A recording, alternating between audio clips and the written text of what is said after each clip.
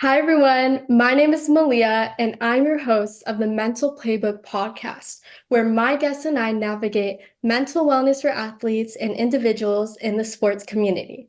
Today, I'm here with two very special guests, Vinay and his son, Toren, who are going to share their exceptional story and how sports played a significant role in their lives.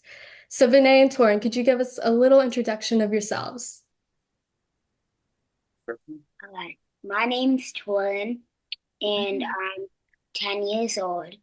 And um, I was diagnosed with cancer in October of 2022, and I caught Andrew McCutchen's 300 home run. That's awesome. Yeah, hi there, Vinay Mehta. So I'm originally from the Pittsburgh area, and so that's really the reason why I'm a big Pittsburgh Pirates fan. Mhm. However, I've been living in the Philadelphia area since 2006, so for about 18 years now. And the reason for that is after I completed my studies at the University of Pittsburgh, um, I landed a job in the Philadelphia area. And so I've been working really in the pharmaceutical industry for all of my time here in the Philly area. And my current job is to lead a team that is kind of responsible for bringing in large databases that our research teams can work with and, um, create scientific evidence. Yeah, very cool. Vinay, could you tell us a little bit more about Torrance health journey? Yeah, sure. So, yeah, Toren was diagnosed with acute leukemia in October of 2022. Um, how did we discover what was going on? Well, Toren was very actively playing sports, soccer, and baseball at the time. And he woke up on a Monday morning just complaining about neck pain. And, we didn't think too much about it at the time. We thought, he's very active in sports, playing multiple games, multiple practices during the week. And so we just attributed it to just him being tired or maybe even sleeping kind of in the wrong way, potentially. And so, we let him relax. We didn't make him go to school that day. And by the next day, he was still complaining about the pain. Uh, Although at that point we were like, well, why don't you try to go to school for half a day and see how it works out? So he did, and he came back and he seemed to be doing better. And then by the next day, Wednesday, he seemed to be doing quite a bit better. Actually, he wasn't complaining. He went to school full day. Even after school was done, he was in an aftercare Taekwondo program. He even did that. So he was pretty much looking back to normal. By the next day, Thursday now at this point, I noticed when I picked him up from Taekwondo actually that he couldn't turn his neck in one direction. And so at that point, I realized that, something was probably still going on, something was still wrong. Yeah. And we took his temperature too because he felt warm and he had a pretty high temperature as well. And so we called the nurse, and this was pretty late. I mean, this was around like past 8 o'clock at night, and so he's exhausted because he's been very active all week, and this is around his bedtime anyways. Yeah. And when we called the nurse, we described all the things that were leading up to that moment, and uh, the nurse said, "Pack your bags right now and take him to the ER. Do not wait until the morning." So clearly, based on that, we knew that this was something significant, something a little bit more serious. And so I took him to the emergency room and they ran some blood work. And within a couple hours, the ER doctor had informed me after he saw the results that your son has acute leukemia. And then from there, we were transported to CHOP in Philadelphia, which is the major children's hospital here. And he was admitted in the hospital, I think, for 10 or 11 days. Had to get a lot of different treatments, had to have procedures, spinal taps, all kinds of nasty things that he had to endure during that stay. And, from there, he's had to progress through different stages of treatment, which Mhm. each phase lasts about 2 to 3 months, and they involve different treatments, really, and some are harder than others. And so since October 2022, he's been on quite the health journey, battling acute leukemia. But the good news is that really within about a month, they did a biopsy, and they found that there were no cancer cells in his body. I mean, he was completely in remission within a month. Uh, Wow. but unfortunately, that still means, he still is required to go through the treatments, essentially to make sure that the cancer doesn't come back. But yeah, so that's been really his journey, and it's been, he's been really a warrior. He's been so strong throughout. Yeah. Toren, what did it mean for you when you were diagnosed? How did you feel? I feel like scared, confused, like I didn't know what was gonna happen, like Yeah. sad. Yeah. And how are you doing now? A lot better.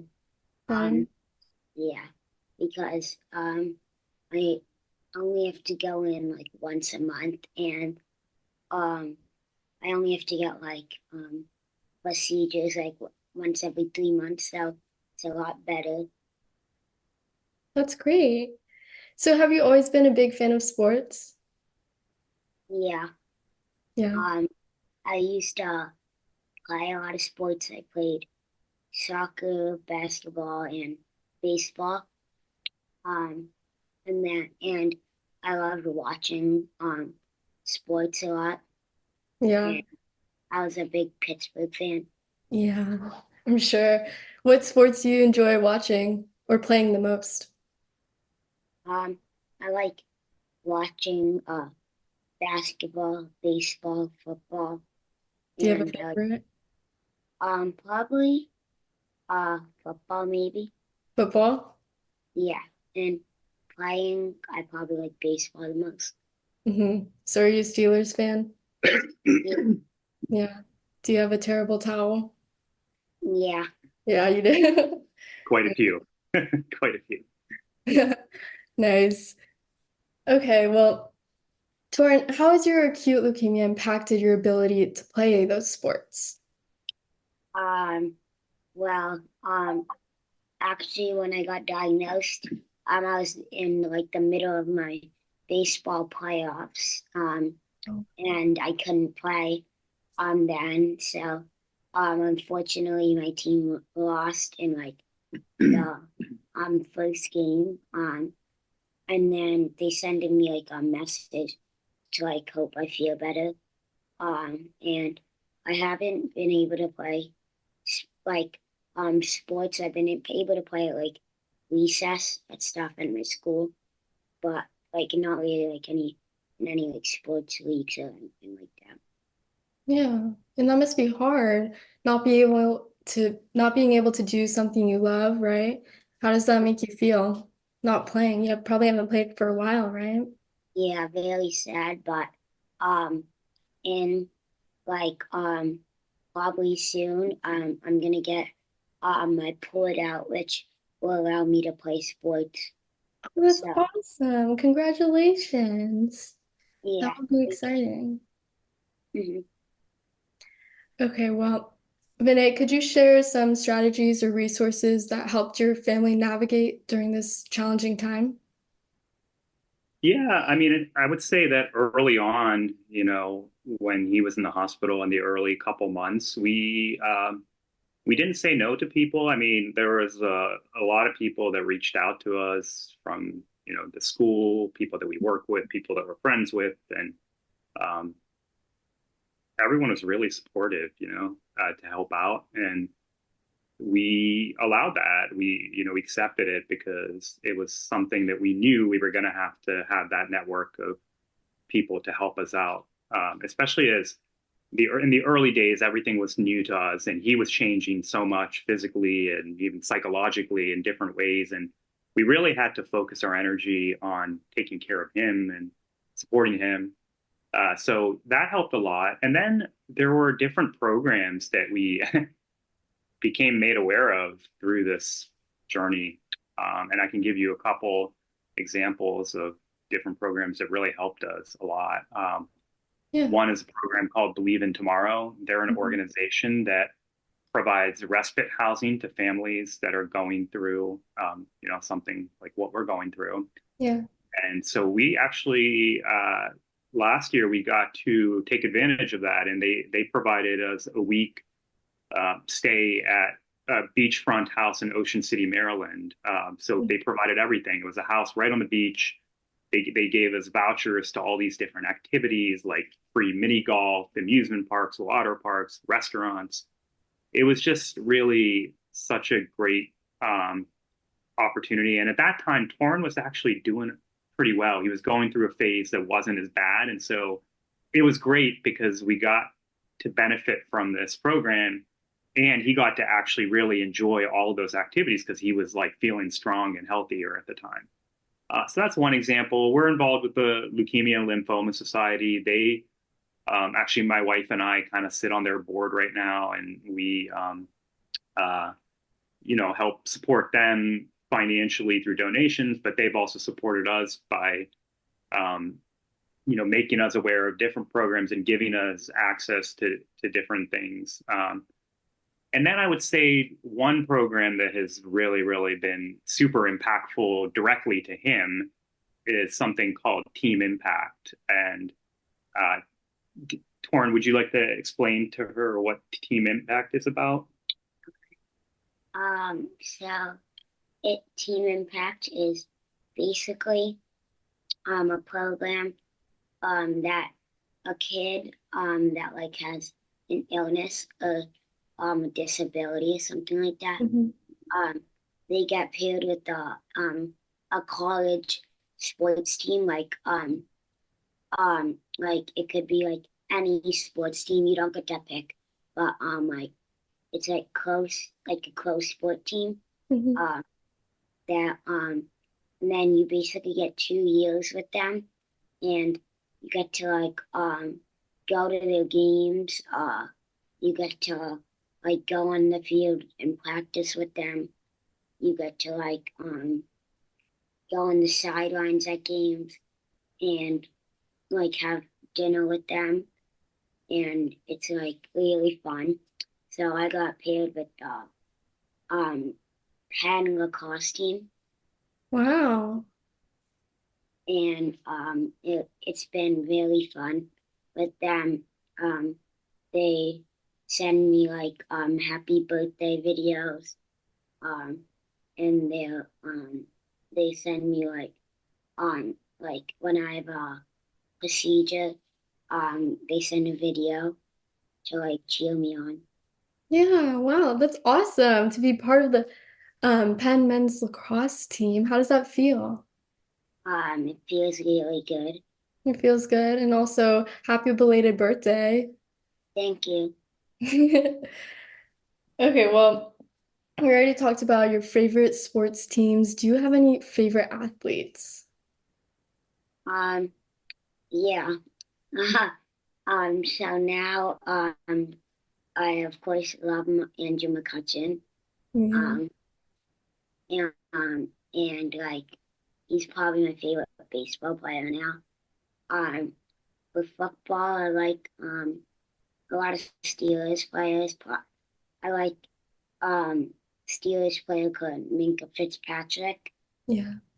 Um, I like a lot of Pittsburgh players. Nice. How do you feel about the new quarterbacks, right? For the Steelers? Yeah. Are you excited for that? Hmm. We'll see how it goes. Can't be worse than last year. Yeah, we'll see. Okay, well, I want to hear more about catching McCutcheon's 300th home run ball. That's amazing. Wow, like I'm I'm in awe and I'm so proud. I want to hear about this. Yeah. So I can start, yeah, and then you Yeah. can add in any details.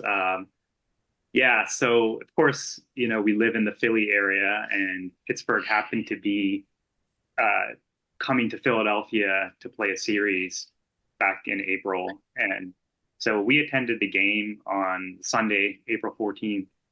And, um, we were, it was really sort of a last minute thing. Like we actually had planned to attend as a family of four the night before. And we ended up canceling that plan because the weather just was not going to be great. It was going to be a little bit colder. And we decided to skip that. And then we were really debating not even going at all that weekend. But he really wanted to go see the Pirates, because this is their only time all year that they were going to be in Philadelphia. Hmm. So I was like, all right, well, we won't go as four. If we're going on Sunday, it's just too much. So we'll go two of us. And I told him, you can pick who you want to go with. You want to go with your dad or mom? You got to pick, and he picked me.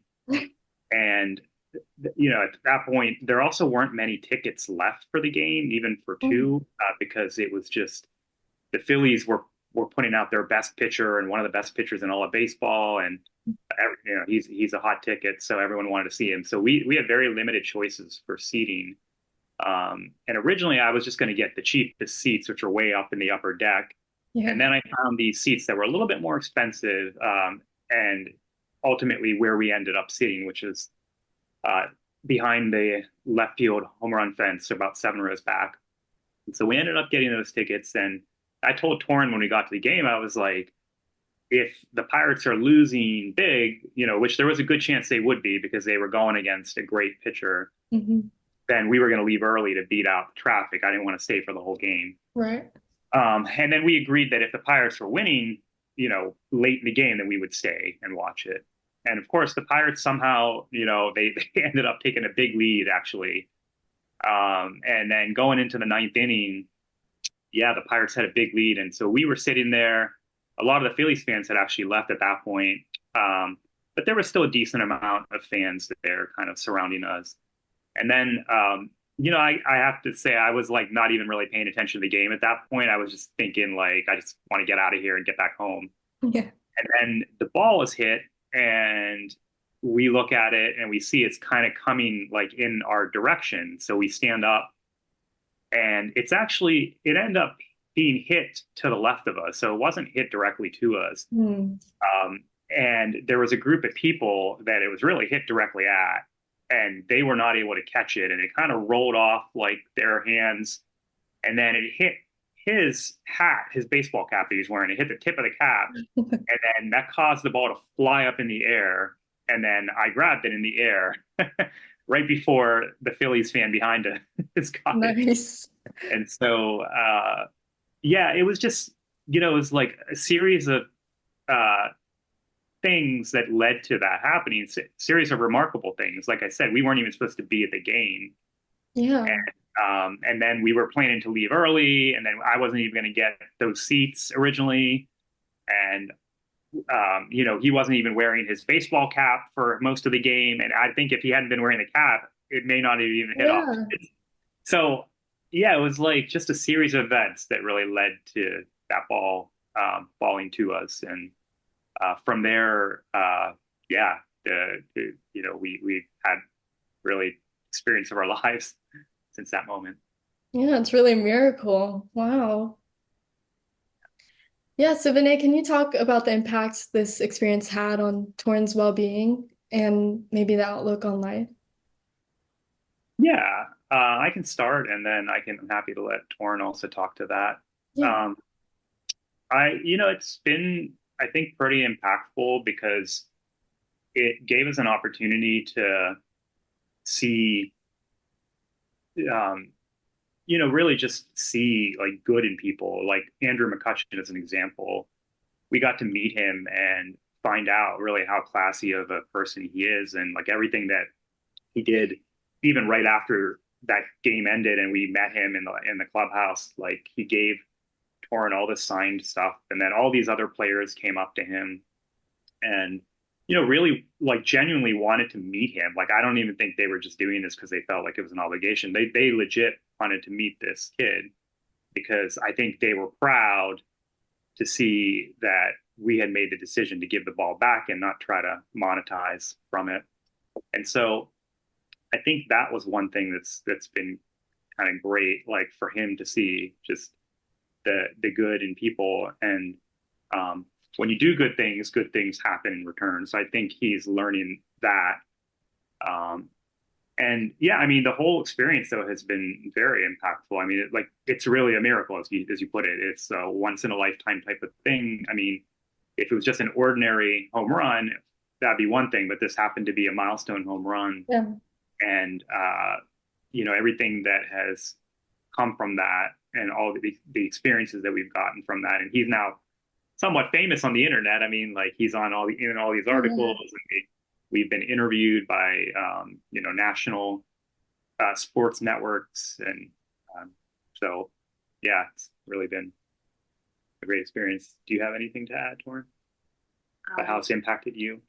yeah, it was like obviously really cool to meet him and to get all the autographs um and like him and all the other players were like really nice and um it was just like amazing that um that they would like sign all these stuff and like do all this stuff for me. Yeah, I think that's great that you had such an amazing experience. Now, I want to talk about giving the ball back because we've seen in situations where fans were asked to give back the ball, right? And the ball that they caught and expected like privileges in return and like VIP access and whatever. But Torn, you made the generous decision to give back McCutchen's 300th home run ball. What inspired you to do that, or what motivated you to give it back? Um I feel like all I really wanted was to like meet Andrew McCutchen, like to meet sports player because that was like like something I like dreamed of doing and Yeah. like meeting a famous sports player and getting a bunch of like autographs and so yeah so then um the security guard took us down and then we got to meet McCutcheon. It must have been so cool, huh? Yeah. Yeah. Well, Vinay, what advice would you give to other parents who are supporting a child with a serious illness and, aren't able to participate in their passions? Yeah, I would say to those parents to try to take it one day at a time, try to stay positive, know that there really is a light at the end of the tunnel.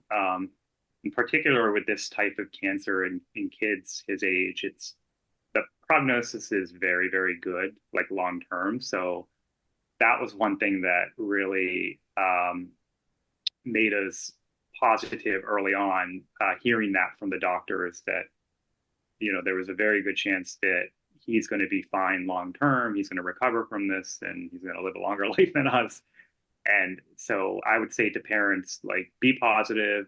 Know that it is going to be a very, very long and painful journey. Particularly the first year is very difficult, but it gets easier. And now he's about to start playing competitive sports again, and so yeah. And then the other thing I would say is take advantage of your support network. People are going to reach out to you immediately, and they're going to want to help, but they don't always know how to reach out because you know people don't want to be awkward. They don't want to do something that could offend you, or they think it could offend you. Um, but take the help as it comes because you will need to focus your energy in other places, particularly to support your child. Yeah, I think that's really important. Torrin, what resources or activities helped you stay positive during this time? Um, well, um, like all of the programs definitely helped me a lot, and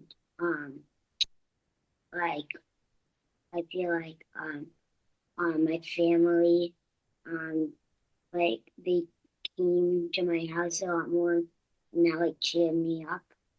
And I feel like everybody that's like supported me. Yeah. And you have a sibling, right? Yeah, Sister, I want to say. yeah, Is sister, she older or younger? younger. Younger. Oh, so she must look up to you, right? Hmm. Yeah. Is it hard to stay strong for her? Uh, kind of, yeah. Kind of. What do you guys like to do together? Uh, Play games together. Um, yeah. Yeah. What type of games? Like sometimes like online games. Mhm. We sometimes like watch a show together. That's cool. You know, I have a brother your age as well who loves to play sports. Um, and I think it's really cool to hear about your journey and how you're doing. I'm glad you're doing better, and I'm really excited for you that you get to go back into competitive sports. And Vinay, you were talking about how Torin does, did you say taekwondo? Yeah, he is in Taekwondo. Yeah, how's that going? What would you want to tell her what belt you are right now? What belt you have? Yeah.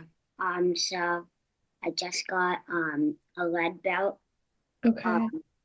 it's like um it's so like every month they do a testing and it goes like white belt, orange belt, yellow belt, green belt, blue belt, purple belt, red belt, black belt. I mean, um, yeah, brown belt, and then there's like four junior black belts, and then yellow black. Wow, congratulations. Red Thank you. belt. So, we're running out of time, but I want to ask you guys one more question. It's a question that really made me think that my dad asked me actually, and I was curious what your guys' response would be. And there's no right answer, but here's the question. What matters most to you, the destination, the journey, or the company? And whoever wants to go first. To me, I would say the company. Um, the reason for that is I think no matter what you do, no matter what journey or what path you follow, you want to be surrounded by people that are going to share that journey with you, that are going to support you, that are going to have your back. And if you have that, I feel like you can conquer almost anything, any kind of obstacle that gets in your way. So that's why I would say company. Yeah, family is really everything. Torin. Yeah, I would also probably say company because like it really helps you a lot.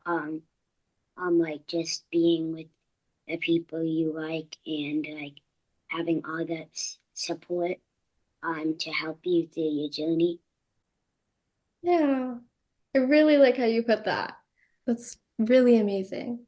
Well, thank you both for joining me on the Mental Playbook podcast. To my listeners, mind strong, game on. Thank you. Thank you. Thank you.